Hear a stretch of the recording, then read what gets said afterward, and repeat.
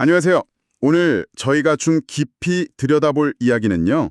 케파셈 판기 목사님의 글 형제를 위하여 깨어지는 삶에서 발췌한 내용입니다. 네, 이분이 우간다 신앙보응회가 개인적인 고백이나 공동체 생활을 굉장히 강조했던 그런 운동을 만나면서 얻은 통찰이 담겨 있거든요. 맞습니다. 우리가 보통 신앙생활하면 떠오르는 거 있잖아요. 뭐 성경 공부나 예배 참석. 그런 걸 넘어서 그리스도인 삶의 진짜 핵심은 뭘까? 그걸 좀 파헤쳐보는 거죠. 바로 그 지점에서 이 글이 시작돼요.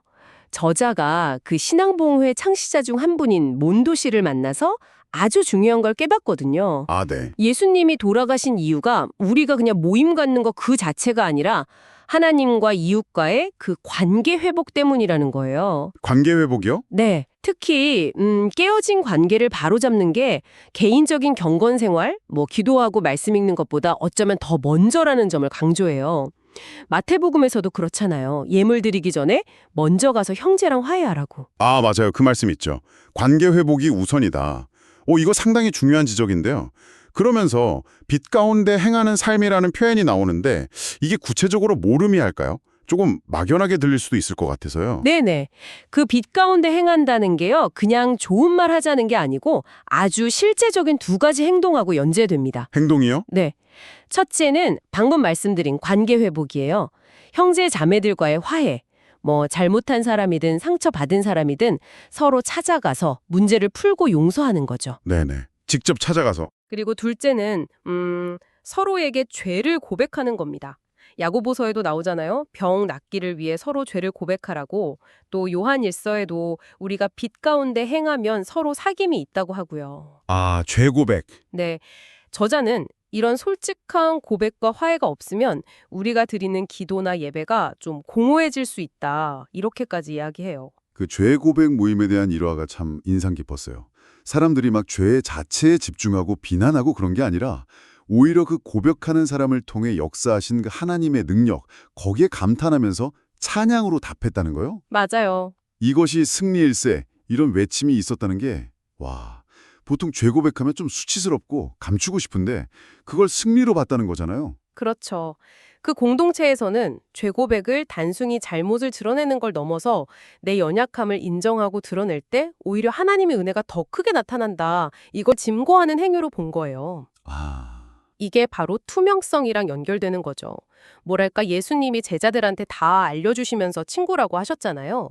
우리도 서로에게 숨김없이 마음을 열 때 진짜 하나가 되고 뒤에서 험담하고 그럴 게 아니라 문제 해결을 위해 같이 힘쓰게 된다는 그런 통찰인 거죠. 그렇군요. 이런 어떤 내면의 정직함, 또 관계에서의 투명성, 이게 기본인데 근데 이게 그냥 개인적인 관계나 고백, 여기에만 머무는 건 아니라고 강조하는 것 같아요. 그 아프리카 램프 비유를 들면서 말이죠. 그건 어떻게 이어지나요? 네, 정확히 보셨어요. 램프가 밝게 빛나려면 세 가지가 필요하다고 하잖아요. 깨끗한 기름, 그리고 잘 다듬어진 심지, 또 깨끗하고 투명한 유리. 네. 우리 삶도 그렇다는 거예요. 마태복음 5장에 나오는 그 마음속 분노, 음욕, 다툼, 미움 이런 것들이 기름을 더럽히는 거고. 아, 기름을 더럽히는 것들. 네. 그런데 여기서 한 걸음 더 나아가요. 저자는 이 빛이 개인적인 영역을 넘어서 사회까지 비춰야 한다고 봐요. 사회까지요? 네.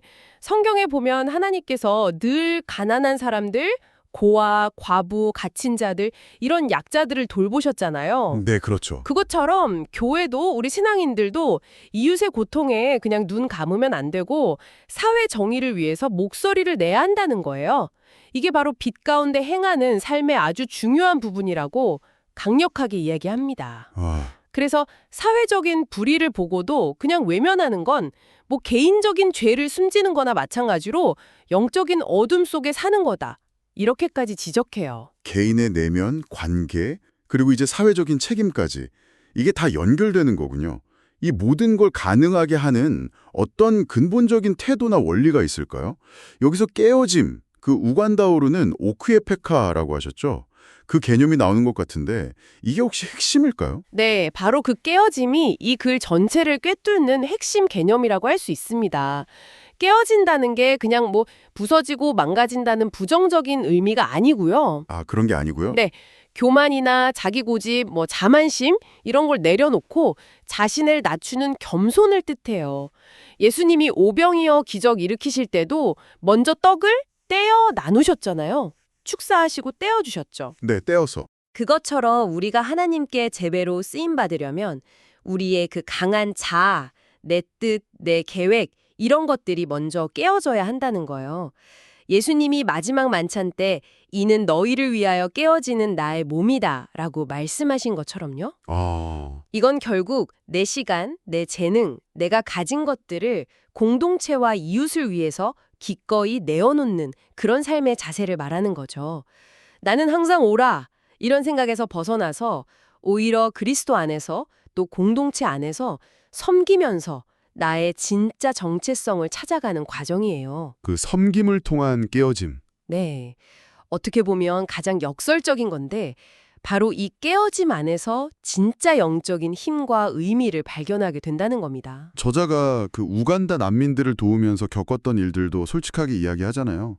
정말 가진 것 없이 부족함을 느끼는데도 그걸 나눴더니 막 생각지도 못한 도움들이 오고 그런 기적도 경험하지만 네, 그렇죠. 동시에 막 돕는 과정에서 오는 어떤 무력감, 좌절감, 심지어는 도움을 받는 사람들한테서 상처받는 그런 깨어짐의 고통도 그냥 다 드러내더라고요. 그 솔직함이 참 중요해요. 섬김을 통해 깨어진다는 건요, 우리를 어쩔 수 없이 겸손하게 만들어요. 아, 내가 정말 아무것도 아니구나. 정말 하나님의 은혜가 없으면 살 수 없구나.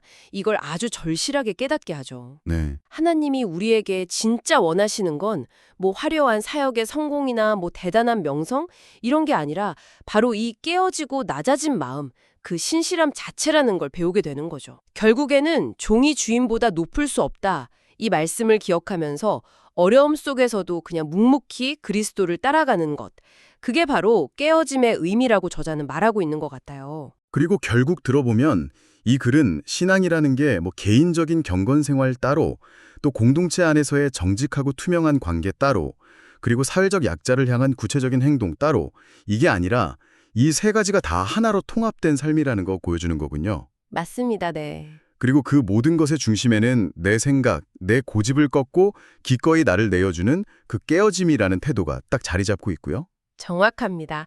우리 각자의 삶이 정말 이것은 당신을 위해, 공동체를 위해 기꺼이 내어주는 나의 삶입니다라고 말할 수 있을 때 바로 그때 부활하신 그리스도의 능력을 진짜로 경험하게 된다는 거죠. 아주 강력하고 도전적인 메시지예요. 오늘 이 이야기를 들으시면서 어쩌면 지금 당신의 삶에서 깨어짐이 필요한 영역은 어딜지, 혹은 이미 그런 깨어짐을 통해서 경험했던 생각지 못한 은혜나 성장은 또 무엇이었는지 잠시 한번 돌아보는 시간을 가져보시는 건 어떨까 싶네요.